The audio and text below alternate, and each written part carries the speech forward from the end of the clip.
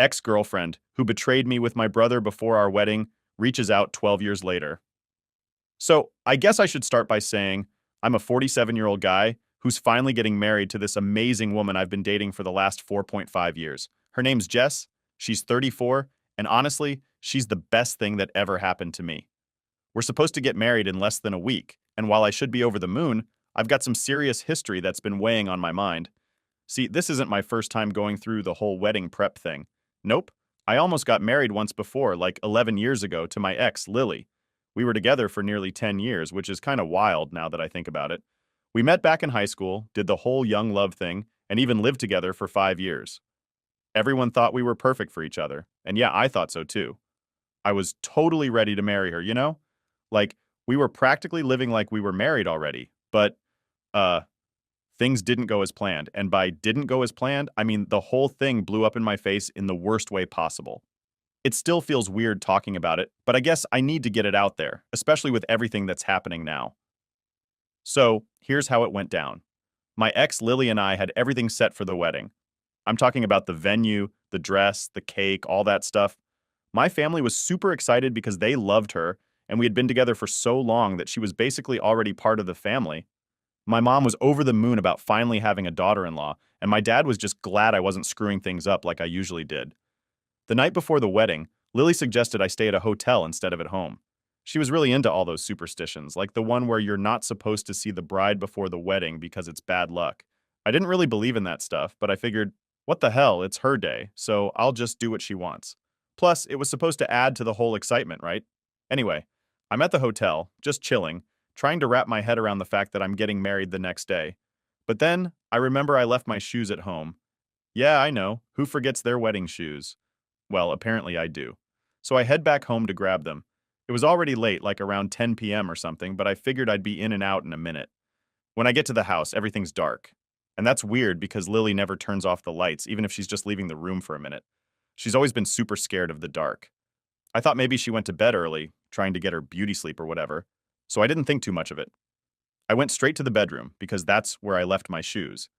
And honestly, I was just thinking about grabbing them and getting back to the hotel as fast as possible. But when I opened the door, man, I swear my heart stopped. There they were, Lily and my little brother Mark, in my bed. Not just sleeping or something, but actually doing it. I was completely frozen. It's like my brain couldn't process what my eyes were seeing, you know? I just stood there like an idiot while they were too caught up in their thing to even notice me at first. It was like time slowed down or something. I remember every single detail, like how Lily's hair was all messy, and she had this stupid grin on her face, and how Mark had that look of panic when he finally realized I was standing there. I don't even know how long I stood there before my body finally kicked in and I turned around and bolted out of the house. I don't even remember driving back to the hotel. It's all just a blur of headlights and streetlights, and my hands shaking so bad I could barely keep the car on the road. When I got back to my room, I just collapsed. I didn't know what to do. My world had just come crashing down in the span of like 2 minutes. I was supposed to get married the next day, and now what? Everything was ruined. I must have sat there for an hour, maybe more, just staring at the wall, trying to wrap my head around what had just happened.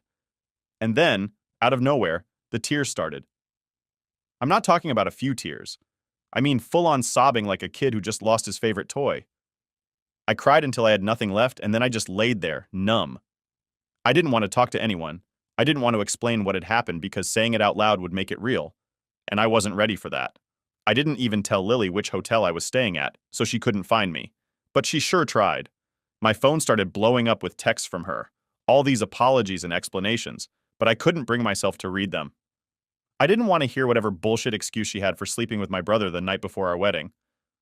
Eventually I did read them, though. I don't know why. Maybe I thought I needed to know. Or maybe I just wanted to torture myself a little more. She kept saying it was a one-time thing, that she was freaking out about the wedding, that Mark had been there for her when she didn't know who else to turn to. It was all garbage. She had 10 years to talk to me about anything that was bothering her, but instead she chose to sleep with my brother. That's not a freaking out moment. That's a betrayal, plain and simple. I blocked her after that. I didn't need to hear any more of her crap. I blocked Mark too. I didn't want to hear from either of them ever again. And then I had to deal with the wedding. I had to cancel everything, call everyone, and explain why there wasn't going to be a wedding anymore. That was probably the hardest part because I knew everyone would be asking questions, and I wasn't ready to answer them. But I did it anyway because there was no way in hell I was going through with that wedding. I didn't care how much money I lost on deposits or whatever. I just wanted it all to be over. Telling my parents was a whole other nightmare. They were confused as hell, didn't know whether to comfort me or be mad at Mark. They wanted to fix things, like parents always do, but this wasn't something that could be fixed. I told them what happened, and then just let them figure out what they wanted to do. I wasn't going to tell them to pick sides, but I sure as hell wasn't going to be around if they decided to keep Mark in their lives. After all that, I ordered some room service, ate maybe 2 bites, and then just cried myself to sleep. The next day, I started packing up Lily's stuff. I couldn't stand the thought of her being in my house, using my things, sleeping in my bed. I wanted her gone, and I didn't care where she went. When she came to get her things, I was already gone. I couldn't face her. I didn't want to see her ever again. I left her keys on the counter and made sure I was nowhere near the house when she came by. That was the last time I saw her for a long time. The next time was at some mutual friend's party a couple of years later. She tried to talk to me, but I walked out as soon as I saw her coming my way. I didn't owe her anything. Not a conversation, not forgiveness, nothing. Mark? I haven't spoken to him since that night. Last I heard, he's been living in Europe, working some job or another, but I couldn't care less. As far as I'm concerned, he's not my brother anymore. Anyway, that's all in the past now. I've moved on, I'm in a better place, and I'm with someone I trust completely. But just when I thought it was all behind me, here we are, a week before my wedding, and guess who decides to crawl out of the woodwork? Yep, Lily. I don't know how she found out about the wedding, but she did, and she reached out to me. And that's where things start getting really messed up again. So, after everything that went down with Lily and my brother, I did what I had to do to pick up the pieces and move on with my life. It wasn't easy, and it sure as hell didn't happen overnight, but eventually I got my act together. Met Jess, started building a new life, and things have been really good. We've got this wedding coming up in just a few days, and honestly, I thought I'd left all that old baggage behind me. But like I said, life has a way of throwing you for a loop. It started a few days ago. I was just scrolling through Facebook, minding my own business, checking out pictures from a buddy's camping trip, when I noticed I had a new friend request. Now, I don't get many friend requests these days. Most of the people I care about are already on my list, and I'm not exactly out there making a bunch of new friends, you know. So I figured it was probably just a spam account or something. But then I saw the name, Lily. At first, I just stared at it, trying to process what I was seeing. It had been years since I blocked her, and I hadn't heard a peep from her since then. I had no idea why she was reaching out now, of all times, but seeing her name pop up on my screen made my stomach drop. I thought about just ignoring it, blocking her again without even looking at her profile. But then curiosity got the better of me. I clicked on her profile and there it was. Her new account, no friends, just a couple of pictures and a bunch of posts about feeling lost and regretful. It didn't take a genius to figure out what was going on. She was fishing for sympathy, probably trying to work her way back into my life after all these years. It pissed me off, honestly.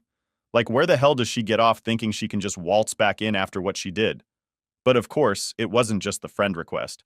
She'd sent me a message too. And like an idiot, I clicked on it. The first few lines were all apologies, saying how sorry she was for everything that happened, that she'd been thinking about me a lot lately, and that she just wanted to talk. She even had the nerve to say she'd heard about my upcoming wedding and that she was happy for me but also heartbroken. Heartbroken? Really? This woman was heartbroken? I couldn't believe the audacity. But as much as I wanted to just delete the message and pretend I never saw it, part of me was curious. I wanted to know what her angle was, why she was doing this now. So I kept reading. She went on about how she'd never really gotten over me, that she made the biggest mistake of her life that night, and that she's been living with that guilt ever since. She claimed that her life hadn't been the same without me, that she'd lost herself, and now with me getting married, she couldn't bear the thought of losing me forever. It was all this dramatic, emotional crap that honestly just made me want to throw my phone across the room. But then she dropped the real bomb. She wanted to meet up. She didn't say where or when, just that she needed to see me, to explain everything face to face. Said it was the only way she could truly apologize. And as much as I hated to admit it, a tiny part of me was tempted. Not because I wanted her back, hell no, but because I wanted to finally confront her, to tell her exactly what I thought of her and what she did to me. The situation felt like a total déjà vu. The way she pleaded for me to take her back despite her actions and claimed that I was the only man she'd ever loved had a profound impact on me. And I even told my fiancé about it immediately. Part of me was so perturbed by this, that I wanted to give her a piece of my mind for bothering me before my wedding. But another, more unforgiving part of me really wanted revenge. I knew that I'd done the right thing all those years back and had dealt with the situation like an adult.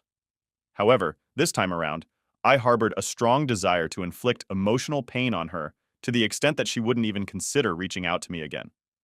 When I confided in my fiancée about these feelings, she fully supported the idea, despite her own experiences of being cheated on in the past.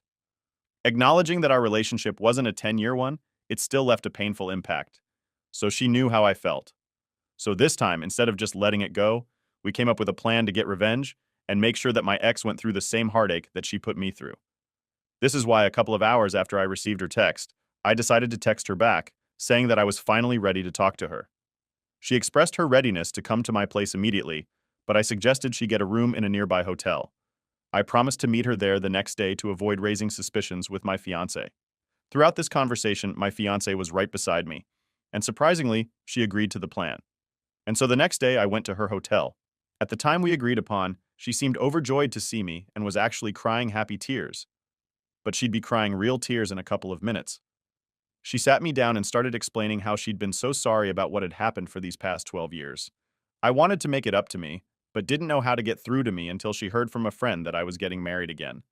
She believed that sending one last text was crucial, fearing she would lose me forever if she didn't. I feigned interest, attentively listening and holding her hands while she spoke. All the while, I anxiously awaited my fiancé's arrival. After almost 20 minutes, a knock on the door signaled her presence, prompting me to rush and open it. My fiancé answered, followed by all of our groomsmen and bridesmaids wearing masks of my brother's face. They'd carried a cake in as well, and even that had my brother's face smiling up at us. My ex was horrified and couldn't even come up with words to say anything. We yelled surprise eyes while she looked on with a shocked expression on her face, because I'm sure nobody would have ever seen this coming. We've managed to convince the hotel staff that we were surprising her, and it was relatively easy since she'd already informed them to let in any guest who wanted to visit her, which she'd meant just for me. But I had other plans. After she was able to process what was happening, she started sobbing and mumbling some incoherent gibberish while crying. I wasn't inclined to let her off the hook so easily. Messaging me just a week before my wedding, after cheating on me with my own brother the day before we were supposed to get married, was audacious. Now she had to confront the consequences of her actions. I made it clear that this was what she deserved, and any chance of reconciliation, if ever, would only be considered after her betrayal. Then she was dead wrong. She had no business texting me after what she'd put me through, and I was glad that she was hurt by what I'd done because she'd brought it upon herself. I was really cold and curt while saying all of this, but she continued to sob and said that if I didn't want her back, then I should have just ignored and blocked her instead of going out of my way to humiliate her like this. But I didn't feel sorry for her in the slightest. Not then, not now. I told her never to speak to me again, and then left her crying by herself in the hotel room. Now I'm supposed to get married in 2 days, but some of my fiancé's friends want me to apologize to my ex since they think that the way I told her off that day was harsh. Despite her actions, some may argue that she didn't deserve this. However, my groomsmen who have known me since middle school don't share this sentiment. They are fully aware of the battles I faced with depression and fighting for my life in the years following my breakup with my ex due to the circumstances. They understand the depth of my love for her and what she meant to me, so they didn't judge or mind what I had done. My fiancé's friends had probably been expecting some high school drama that they could gossip about later, but this was too raw and real for them. My fiancée is on my side and doesn't think I should apologize, but her friends are refusing to be part of the wedding. If I don't do that now, I'm really torn up because on one hand, I don't want my fans to be upset on our wedding day. After all, she really values her friends. But I also don't think I owe my ex any apology at all. She could have just stayed out of my life and this never would have happened, but she just didn't want to see me happy. In fact, she still tried to play the victim here and keep sending texts from spam accounts about how I broke her heart and that this will definitely come back to me someday. I don't particularly care for this brand of emotional manipulation, not for my ex, and most certainly not for my fiancé's bridesmaids. Now I know that she's never going to tell me to apologize just for her sake, but I sort of feel obliged to at this point. And that's why I'm here. I'm running out of time, and I need to decide what I'm going to do right now. 84. Humiliating my cheating ex after she tried to get back with me just a week before my wedding. Update 1. So the response on this has been pretty diverse, to say the least. There's just 1 day to go until the wedding, and I decided to speak to my fiancé before I actually do anything. Like most people have suggested, I talked to her about how I've been feeling, and as soon as I told her, she said that I absolutely didn't have to apologize to my ex just because her bridesmaids fought so, and if that offended them, then they could skip her wedding. She shared that her bridesmaids were unaware of the details, and many of them believed that I had overreacted, even after she explained that my ex and I had been together for a decade and she had cheated on me with my brother, an act perceived as incomprehensibly cruel and unforgivable. Despite the severity of the situation, they remained unconvinced, still thinking I was being unreasonable and owed her an apology. So she gave up trying to explain my side of things to them and even told them that they didn't have to attend our wedding if they didn't feel like it. She hasn't spoken to her friends in one whole day, and it seems really unlikely that they'll be attending.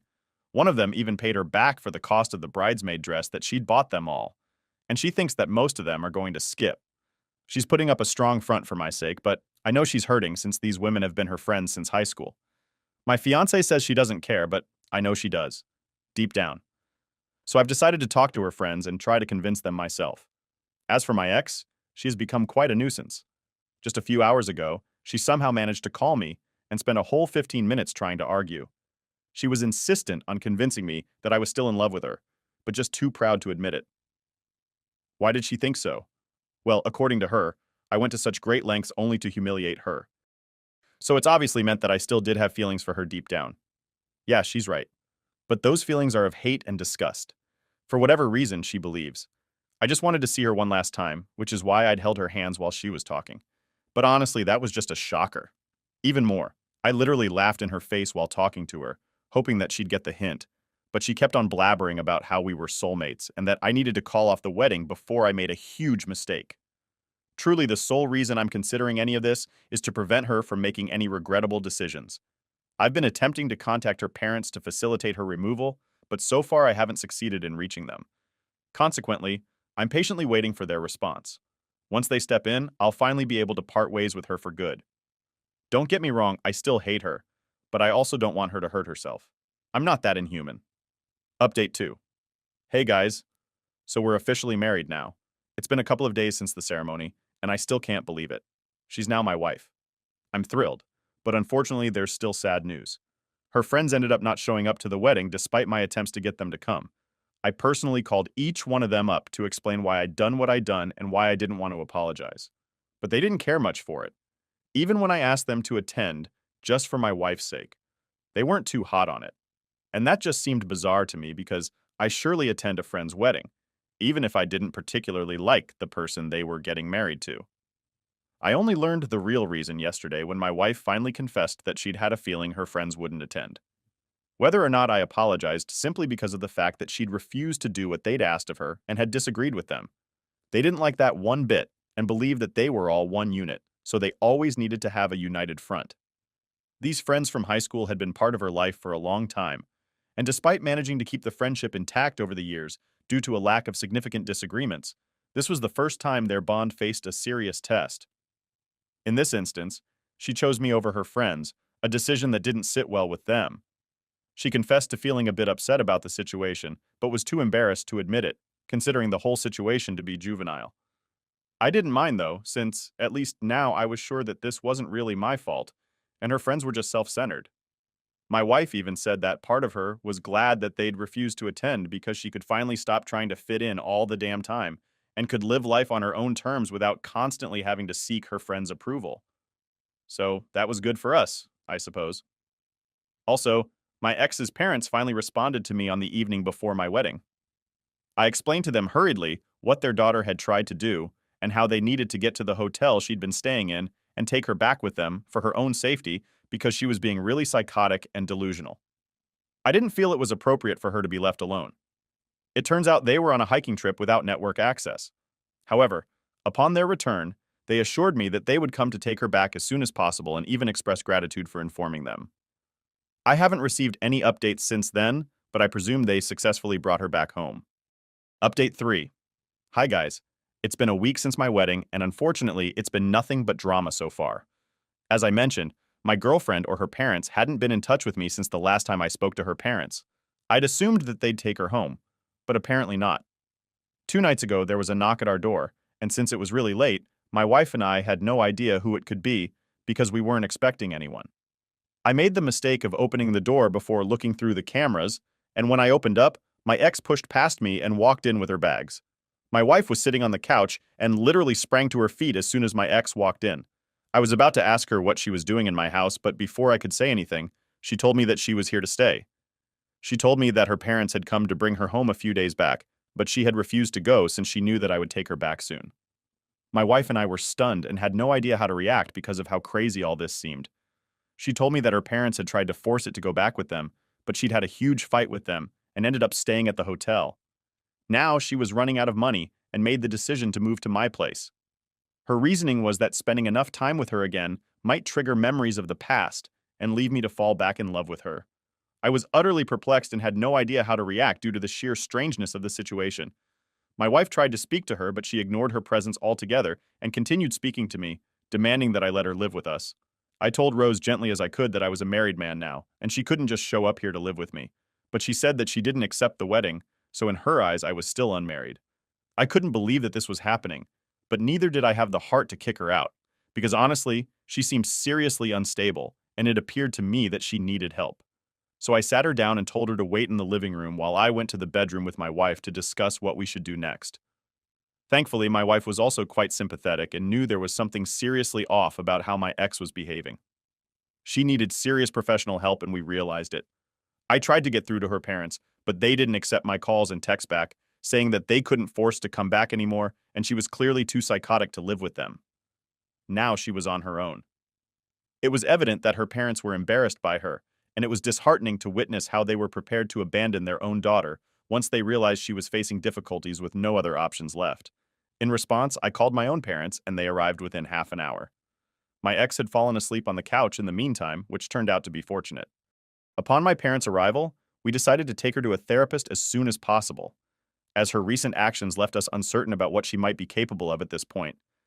My wife and I let her stay that night because honestly, neither of us could bring ourselves to hate her anymore because of how sad the whole situation was.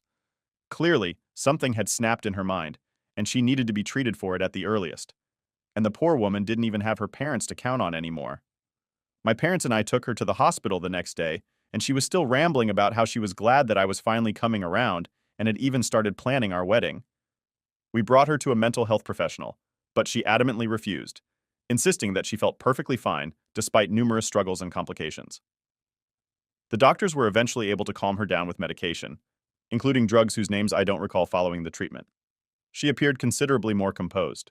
A couple of hours later, she finally expressed the desire to return home. I brought her home, and we let her rest in the room while my family and I sat in the living room thinking about what to do next. My wife and I were really relieved when she said that she wanted to go home now and even helped her pack the stuff in the trunk of our car. We drove our home together. She remained silent throughout the ordeal, leaving us at a loss for words in such a challenging situation.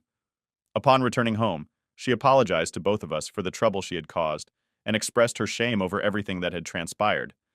My wife and I felt a sense of awkwardness throughout the interaction, but we reassured her that it was okay and advised her to prioritize self-care before heading back home. I didn't know if it would help or not, but I did contact my ex, his mother, and fill her in on everything that had happened. And I guess that finally made them realize the gravity of the situation. She told me that she's moved in with her daughter and said that she'll keep us updated. And despite whatever has happened so far, my wife and I truly wish that she gets better. Ex-wife who dumped me for caring for my sick dad now wants me back, with her friend's help. Okay, so here's the deal. My name's Ben, I'm 38, and until recently, I thought my life was pretty under control. You know, typical stuff. A house, a job, an ex-wife, and a dad who I was really close to. My ex Lisa and I have been split up for a bit now, but let me tell you, she's always been a piece of work. Anyway, this all started with my dad. He was everything to me. The guy had been struggling for a long time, battling kidney disease and heart failure. For the past year, it's been rough, man. I've been driving him to the clinic 3 times a week for dialysis treatments. That's what was keeping him alive, but it was like walking on thin ice, you know? Every time we went, I wondered if it would be his last. Lisa never understood this. Actually, understood is too nice a word. She didn't give a damn. We'd been together for years, but she's always been self-centered. The more my dad got sick, the more she started acting out. She hated that I was spending so much time with him. She'd say stuff like, "Why can't you just let him deal with it himself? You're always running off to take care of him." She made it sound like I was ditching her to go to the bar with the guys or something. It wasn't like that at all. My dad needed me, and I wasn't going to turn my back on him just because Lisa wanted me to notice her new hair color or some other dumb thing she did to get my attention. Now, don't get me wrong, I wasn't the perfect husband. But in my defense, it's hard to focus on her needs when I was worrying about whether my dad was going to make it through the week. The worst part was, Lisa didn't even try to pretend she cared about him. I'd get home after a long day with my dad and she'd be waiting for me at the door, arms crossed, looking like she was about to explode. "Where have you been? You know you promised to help me with dinner tonight, right?" She'd snap, like I was just off having fun somewhere. I'd tell her the same thing every time. "I was at the clinic with my dad, Lisa." But she didn't care. It was like talking to a wall. She'd just roll her eyes and walk away, muttering under her breath. This went on for months. Me taking care of Dad, her getting more and more pissed that I wasn't around to cater to her every little need. It got to the point where I'd dread coming home. I loved my dad, but every time I dropped him off after dialysis, I'd sit in my car for a minute and think, do I really have to go home to this? And it wasn't just about me helping my dad. Lisa was obsessed with money, constantly bringing up how we didn't have enough, how we needed to buy a new car, how she wanted to go on fancy vacations like her friends. The thing is, I was already stressed out about bills. We weren't doing great financially, but I didn't want to bother my dad about it. He was already going through enough. Plus, the guy had worked his whole life for his money. He deserved to use it on himself, not on bailing me out of my own financial problems. But Lisa didn't see it that way. She'd say things like, "Your dad's sitting on all this cash, and here we are barely scraping by. Why won't you just ask him for help?" I'd shut that down real quick. "I'm not asking my dying father for money, Lisa. If you want to live in a mansion, maybe you should go marry someone else." That usually shut her up, but not for long. One day, things hit a breaking point. I'd just gotten back from spending the entire day with my dad at the clinic. He was having a particularly rough time, and I didn't even know if he'd make it home. When I finally walked through the front door, Lisa was waiting for me, leaning against the hallway wall with that same annoyed look on her face. "Ben, we need to talk," she said, like she hadn't already been yelling at me every day for the past year. I sighed and asked, "What is it this time, Lisa?" I knew I was in for it, but I didn't expect what came next. She crossed her arms and went, "When are we going to get a new car? All my friends are driving new cars, and here we are in that old piece of junk. And don't even get me started on the house. It's embarrassing." I was speechless. Here I was, stressed out of my mind about my dad's health, and she was worried about keeping up with her friends? I lost it. "Are you serious right now? My dad's dying, Lisa, dying, and all you care about is a stupid car?" She didn't even flinch, just shrugged and said, "Well, if he's so rich, why isn't he helping you out? You're his son, aren't you? He can't take it with him when he goes, you know." That was it. That was the moment I knew we were done. I couldn't be with someone that heartless. I walked straight past her into our bedroom and grabbed her suitcase from the closet. I didn't care if it was late or if she had nowhere to go. I wasn't spending another night in the same house as her. I threw the suitcase on the bed and said, "Pack your things, Lisa. You're leaving tonight." At first, she laughed, like she thought I was joking. But when she saw the look on my face, she realized I was dead serious. She freaked out, of course, started yelling about how I couldn't kick her out, how half of everything was hers, blah, blah, blah. I didn't care. I was done. "Take whatever you want," I told her. "But you're not staying here another night." She stormed out, but not before calling her family. Next thing I knew, her parents and brother were banging on the door, demanding I let them in so they could help her pack. They tore through the house like they owned the place, grabbing anything they thought Lisa should take. By the time they left, the house was trashed. I didn't care, though. I was just relieved she was finally gone. That night, as I sat in my empty house, surrounded by the mess they'd left behind, I felt a weird sense of relief. My life was falling apart. My dad was dying, my marriage was over, and I had no idea what the future held. But at least one thing was clear. I wasn't going to waste another minute on someone who didn't care about what really mattered. So a few weeks after I kicked Lisa out, things were finally starting to settle down, or at least I thought they were. I was still trying to get my head straight after everything that happened with her, and on top of that, I was dealing with my dad's condition. He was getting worse by the day, and we both knew the end was coming soon. I guess I was trying to prepare myself for it, but honestly, I don't think you ever really can. I got my divorce from Lisa, and I thought that was the end of it. Anyway, one day my dad's lawyer shows up at my house. At first I thought maybe something had already happened to my dad, but the lawyer was just there to talk about arrangements for when the time came. You know, funeral stuff, wills, all that. It was a hard conversation to have, but I was glad we were getting ahead of it. He sits me down and starts going over the paperwork. That's when he tells me, Ben, your father left everything to you. Now, I knew my dad had some money, but I didn't realize just how much until that moment. The guy had saved up a pretty hefty amount over the years. I never asked him for a dime, even when Lisa was pushing me to, because I wanted him to use it for himself. But apparently, he had other plans. I remember sitting there, kind of shocked, like I was just trying to keep up with everything the lawyer was saying. Turns out, I was about to inherit a lot more than I expected. His house, his cars, a bunch of investments I didn't even know about, and a nice chunk of cash. The lawyer even handed me a check right there for some immediate expenses.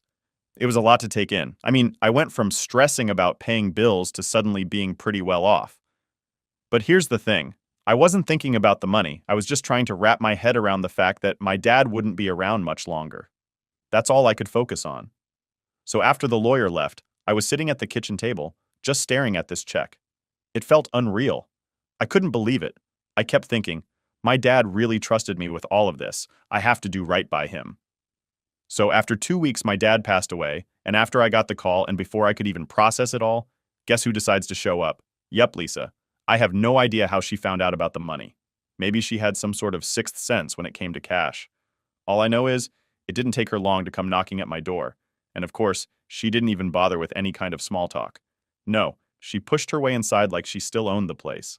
She sat herself down on the couch, crossing her legs and looking at me like she was about to give me some kind of lecture. I heard about your dad, she said in this fake, concerned voice that made my skin crawl. I'm sorry for your loss. But before I could even respond, she dropped the real bomb. I also heard about the inheritance. Now, I don't know what I was expecting her to say, but I definitely wasn't ready for what came next. I think it's only fair that you give me half of the money, she said, like it was the most reasonable thing in the world. After all, we were married for years. I deserve a piece of it. I just stared at her, not even sure if I heard her right. I mean, we were divorced. She wasn't entitled to anything. But here she was, acting like she had a claim to money that didn't even exist when we were married. You've got to be kidding me, I finally said, trying not to laugh. That money has nothing to do with you. It's my dad's, and now it's mine. You're not getting a cent. But of course, Lisa wasn't about to take no for an answer. She got this smug look on her face and leaned back on the couch, crossing her arms. Ben, you don't understand, she said like she was talking to a child. If you don't give me what's fair, I'll take you to court. And trust me, I'll win. At that point, I was done. I stood up and told her to get out. I wasn't going to let her sit there and act like she had any power over me. We were done, and that meant she had no say in my life anymore. But she just stayed sitting there, staring at me with that same smug expression. I'll be back, she said, standing up and walking towards the door. And when I come back, I expect you to have my half ready, or you'll regret it. She slammed the door on her way out, leaving me standing there, stunned. I knew Lisa was greedy, but I didn't think she'd stoop this low. I should have known better. After she left, I tried to calm myself down, but it wasn't easy. My head was spinning. I knew she was serious about coming after the money, and I didn't trust her to play fair. She was going to do whatever it took to get what she wanted, and that meant I needed to be ready. The next few days were quiet, but I couldn't shake the feeling that something was coming. And sure enough, I was right. A week later, I started getting harassed. It started small. Random phone calls from unknown numbers, people hanging up as soon as I answered. Then, things escalated. One night, I came home and found a brick had been thrown through my front window. I called the cops, but there wasn't much they could do. I didn't have any proof it was Lisa or her family, but I knew they were behind it. And that was just the beginning. A few days after the brick incident, I came home late from work and noticed something strange. There were muddy footprints leading up to my front door. I hadn't been home all day, and I definitely didn't leave those tracks.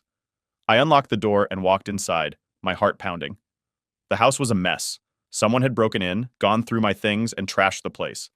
The worst part, whoever it was, they didn't take anything. It wasn't a robbery. It was a message.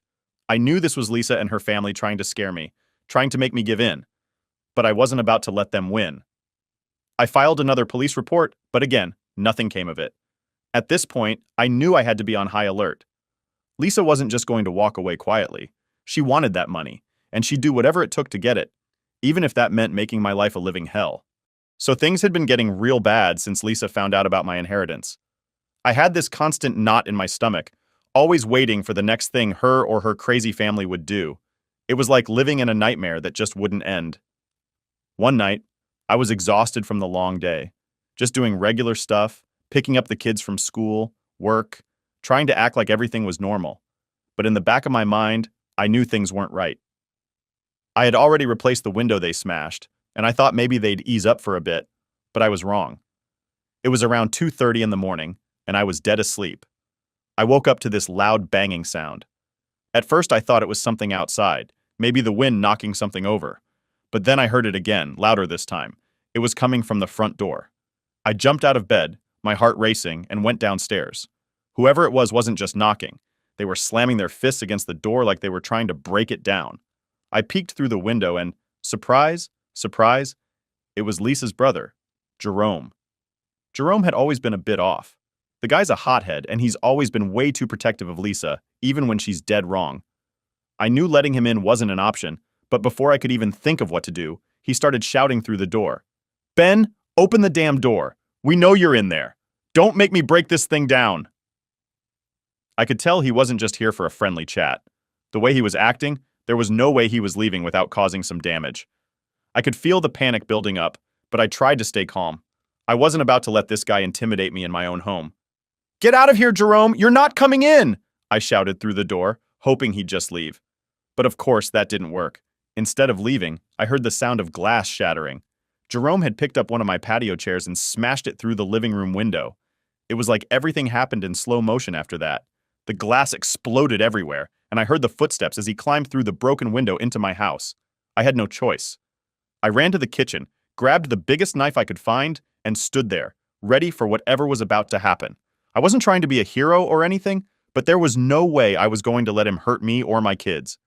They were upstairs, still asleep, thank God. But the last thing I wanted was for them to come downstairs and see their uncle tearing up the house.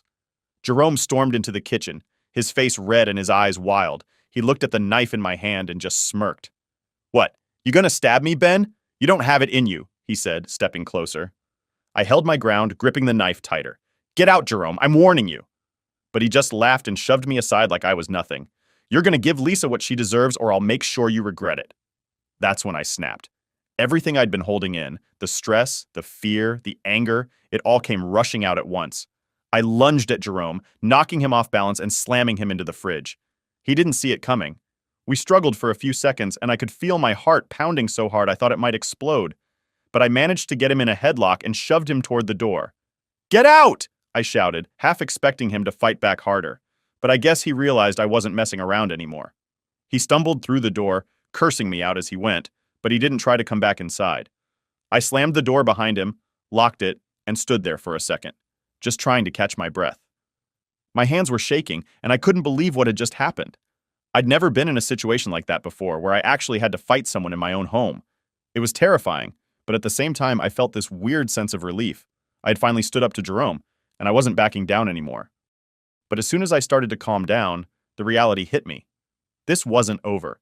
If Jerome was willing to break into my house, what was next? I had to protect my kids, and I had to make sure this never happened again. The first thing I did was call the cops. They came out pretty fast, took my statement, and I told them everything. The brick, the threats, Jerome breaking in, it all came pouring out. The officer looked at me like he'd seen this kind of thing before and nodded along as I talked. "We'll file a report," he said, "but you might want to think about getting a restraining order." A restraining order. I couldn't believe it had come to that. But I knew he was right. These people were unhinged, and there was no telling what they'd do next. I needed to do everything I could to keep them away from me and my kids. The next morning, after barely sleeping, I went straight to the courthouse and filed for the restraining order. I also got some security cameras installed around the house. I wasn't about to let these psychos catch me off guard again. Every little sound after that had me jumping, but at least I felt like I had a little more control. For a few days, things were quiet. I hadn't heard from Lisa or Jerome, and I thought maybe the restraining order scared them off. But then I got a letter in the mail. It was from a lawyer. Lisa was officially taking me to court. She was suing me for half of my dad's inheritance, claiming that as my ex-wife, she was entitled to it. I couldn't believe it. This woman had no shame. She was really trying to get her hands on money that had nothing to do with her. I felt sick to my stomach, but at the same time, I was ready for the fight. If she thought she was going to bully me into giving her what she wanted, she had another thing coming.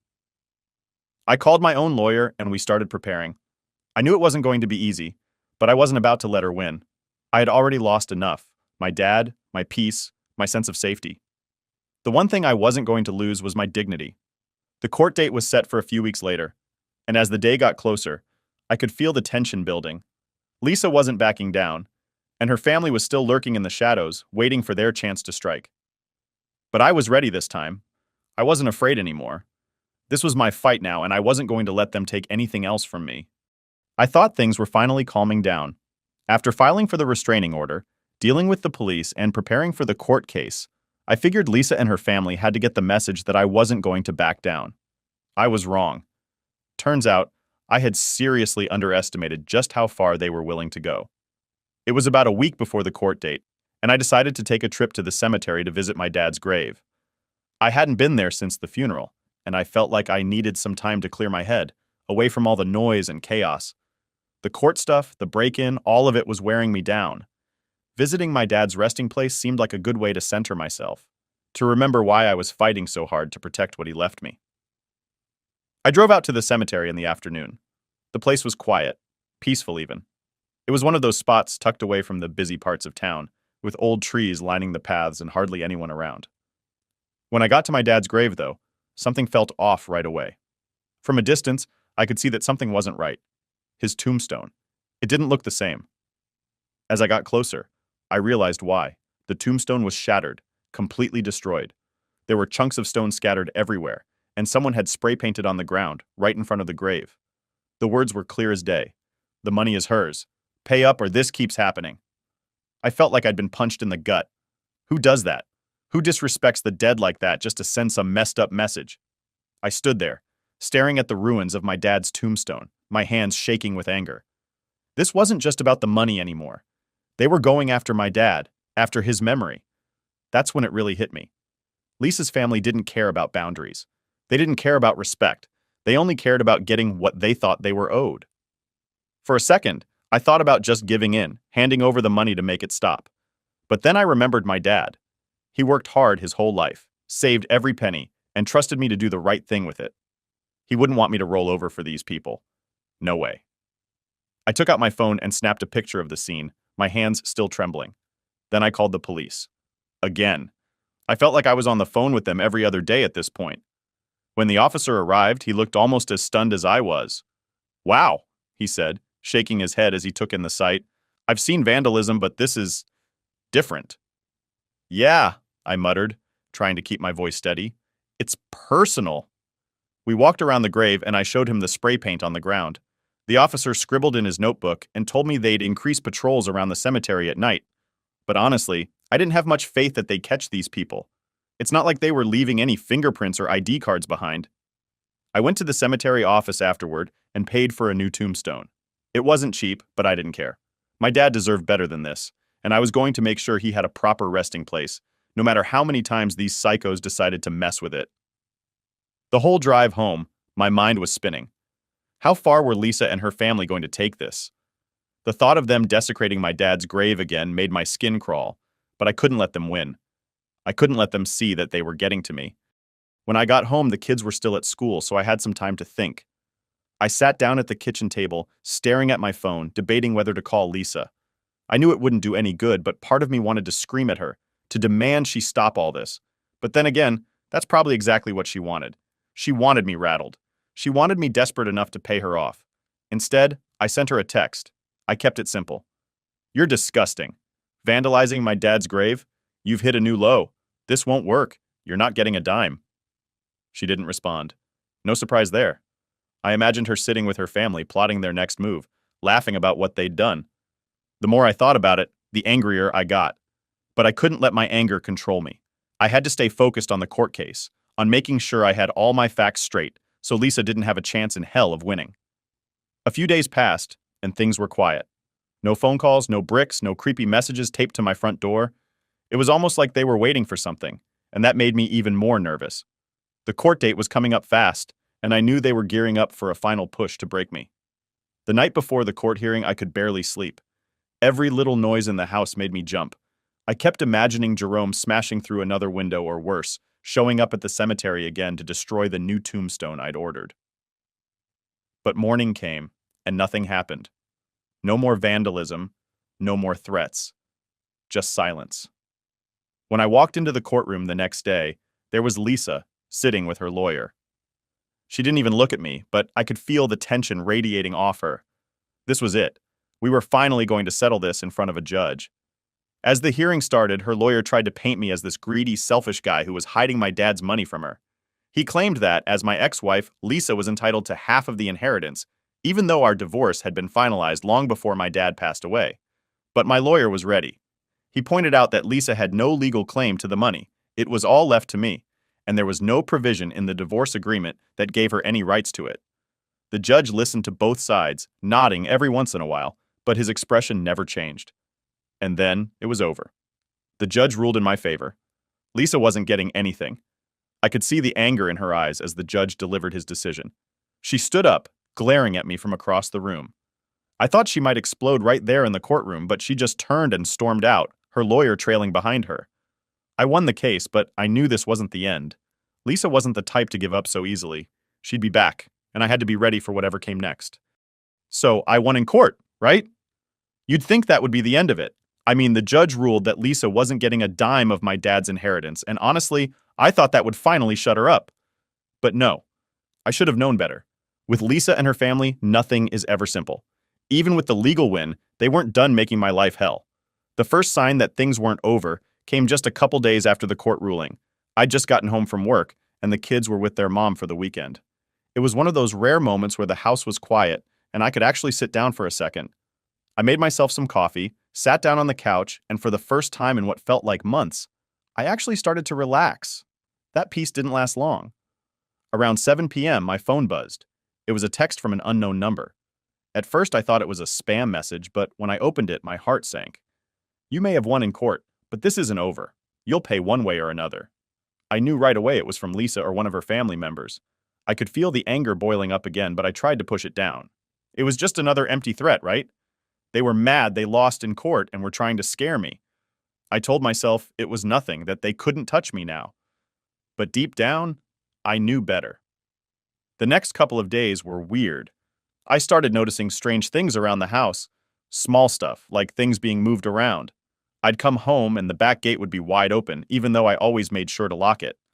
Then there were the knocks at the door, usually late at night, but when I went to check, no one was there. It was little things like that, just enough to make me feel on edge, but not enough to call the cops about. Then one night, things escalated. It was around 3 a.m., and I woke up to this loud crashing sound.